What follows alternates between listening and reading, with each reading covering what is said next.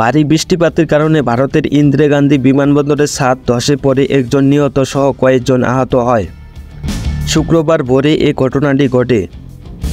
ছাদের নিচে চাপা পড়ে কয়েকটি গাড়ি। খবর পেয়ে ঘটনাস্থলে ছুটে আসে দমকল বাহিনী। আহতদের দ্রুত বের করে হাসপাতালে নেওয়া হয়। ভারতীয় গণমাধ্যম থেকে জানা গেছে, হঠাৎ করে অতিরিক্ত ভারী বৃষ্টিপাতের কারণে এই ঘটনাটি ঘটে। নিরাপত্তার জন্য ওই টার্মিনালের সব ফ্লাইট স্থগিত করে বেসামরিক বিমান চলাচল সংস্থা। এই ঘটনায় দুঃখ প্রকাশ করেছে দিল্লির বিমান কর্তৃপক্ষ। ঘটনাস্থল পরিদর্শন করেন পরিবহন মন্ত্রী রামমোহন নাইডু। ক্ষতিগ্রস্ত টার্মিনালে সব ধরনের কার্যক্রম 2 এবং 3 নম্বরে স্থানান্তর করা হবে। আহতদের পরিবারকে 3 লাখ এবং নিহতের পরিবারকে 20 লাখ রুপি ক্ষতিপূরণের আশ্বাস দিয়েছেন রামমোহন নাইডু।